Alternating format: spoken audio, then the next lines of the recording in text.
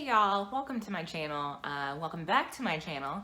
If you're new here, my name is Samantha Leighanne and I talk about books. Not in my usual space today. We're in my guest room because it just seemed like the best place to be. Today I am doing the Back from Booknet Fest tag. I didn't actually get to do the Booknet Fest tag this year because my life just got in the way. Imagine that. I use that excuse a lot. Anyway, my life got in the way and so I didn't get to do that. But I definitely wanted to make sure that I took a second to really reflect on my experience this year, as this was my second year attending. So the Back from Booknet Fest tag was created by Njeri from Onyx Pages. She will be linked in the down bar below. She is amazing, and if you are not already subscribed to her, then you definitely should be. Here we are. So, full disclosure, I went into this Booknet Fest experience and I was like, you know what? I'm gonna vlog, I'm gonna do so much better than I did last year, and I failed even worse. No, this year. I failed even worse this year than I did last year about vlogging, and you know what? I'm not even mad about it because I had such an amazing time and got to spend so much time with my favorite people and meet new people that I had not had a chance to meet before, and it was honestly just an amazing experience. So let's just, go ahead and jump right into some of these questions. There are 10 questions, by the way. So number 1, explain your Booknet Fest experience in one word. I feel like using amazing is kind of a cop-out. Let's use the term like eye-opening. Let's say that. For like many different reasons. There were a couple of panels that I had some aha moments on, and so obviously anytime you can have a moment like that, that's really great. Number 2, what was your favorite session and why? Most of the sessions that I attended, I really loved. I feel like I got something different out of each of them, but a couple of my favorites were big platform, small platform. As a smaller platform, I do feel like it was validating to, hear some of the struggles that I have that other people are also having. Anyway, it's really validating, to hear other people share their experiences. That was one of those where I definitely had an aha moment as well, especially when we talk about the disparity between growth in terms of platform size for white and white passing creators versus creators of color.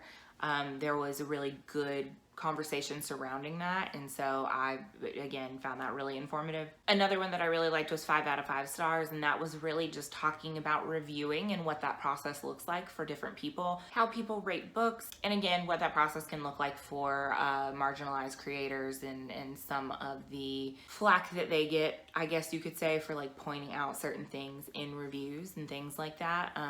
So again, eye-opening. And then another one was, we don't just talk about drama. Everyone was there for the tea, so to speak, but there were a lot of really good moments within that as well. Again, talking about, things like cancel culture and this Twitter mob and that type of thing, and knowing when to give someone a second chance and to let them grow from a mistake that they have made rather than just completely writing them off. And so again, really good conversation surrounding that as well. So those were some of my favorites. Number 3, what was the most interesting thing you learned? And I feel like I actually just answered that question whenever I was talking about each of the panels that I really enjoyed. So just defer back to that, I guess. Number 4 is, do you think that there were any conversations had at Booknet Fest that we as a community need to be having year-round? And yes, for sure. One of the things that I did really love about the panels this year, last year, there were specific panels that were dedicated to diversity in that conversation. However, this year, they worked that piece of it into every single panel that I saw. And so, whether it was, in terms of reviewing or platform size or, just the drama, various other panels that I saw, that conversation around diversity and the importance of it was present in every single panel. So, I thought that they did a really, really great job with that. But that's one of the conversations that we just need to continue having, is to continue talking about diversity and lifting marginalized voices. So whether that means if there is an Own Voices book that you are reviewing, making sure that you're also linking Own Voices you know, reviews in your down bar, things like that. That is one thing that I am trying to make it a point to do anytime that I read. That's one thing that I'm trying to make it a point to do anytime I'm reading a, you know, own voices book, or even just a book by a person of color, something that's outside of my experience, trying to find another reviewer that also shares that experience to be able to speak on the things that I can't. So, and, you know, just really boosting those voices, you know, giving shout outs, things like that. Boosting those voices instead of speaking over people, especially in terms of like drama and things like that. You know, maybe there is a situation that's happening in the hellhole, in the hell site that is Twitter or whatever. Maybe you have something to say about it, but maybe you also see someone like a marginalized creator also saying the same thing, you know, rather than tweeting that out yourself, or, you know, putting that out there yourself, maybe boosting that voice, that type of thing. You know, and just in general, like, cancel culture is trash and it's terrible and we all hate it. So number 5, what was your most memorable moment? And I feel like there were so many memorable moments this year. Again, I loved the panels, getting to meet so many more people this year. You know, we were missing some people, obviously. You know, getting to actually like meet and hug people that I talk to on the regular, like prom. Prom was so fun. Prom was so fun, and like the moment that I keep coming back to, and this is in someone's blog, and like it's a like literally half a second of me in this video, when I don't even know what the song is called because I'm just so fucking out of it, but one of the Lizzo songs came on and everybody just like lost their shit. And mind you, I've consumed one too many adult beverages at this point. You know, I wasn't even wearing my heels anymore, and all of us are just like going in and dancing, and that was so fucking fun. I had more fun at Booknet Fest prom than I did at my own prom, because I only stayed at my own prom for 30 minutes. But that is neither here nor there. But it was just so fun. That was one of the most amazing moments. The event itself is amazing, and I'll get into like the specifics of why I feel like it's amazing and why it's important in a minute, because that's part of the next question. But the reason that like the prom experience was so memorable is because like you're going through and you're doing these panels during the day, and it was just like this culmination of all of these friendships that you have made, you know, throughout this process. And you know, like really getting to like hang out and really just like completely letting loose and having an amazing time. Like I just loved it.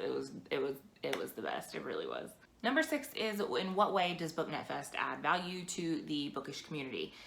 I feel like this event is so important from the perspective of the creators, because not only do you have people that are booktubers, there are a lot of booktubers there, but you have people that are on other platforms, you know, blogging, that type of thing. And I think that it is so geared towards the smaller side of the community.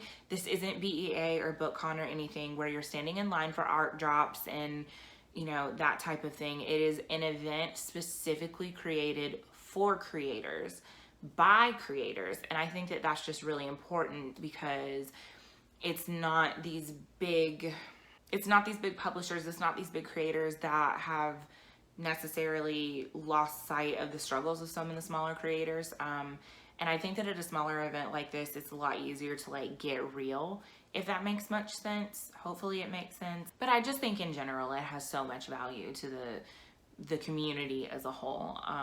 I think that it's really important, and I think that the conversations that we have at these events are really important. Number 7 is show off your swag from the event. And I didn't do the book exchange or anything like that, but I did get like a shit ton of bookmarks. And like the table this year was amazing, which it usually is. You know, I'm Priscilla and Brandy, and I'm holding things upside down. Just, you know, so many creators, and I can't remember who does this, and if somebody in the comments knows and wants to let me know. I think actually, you know what? I think it's Shelby from Read and Find Out. She takes the bookmarks that she got last year, and she actually like matches the bookmark with the book that she's reading. And I think that that is an absolutely amazing idea. So I will also be doing that, as I'm not looking at the camera, I'm looking in the viewfinder. So So sorry. This is one of my favorites. I love Sarah and Rebecca, who are the tea hags, but like this bookmark is everything. I got one of these last year, but I got another one this year because it's everything.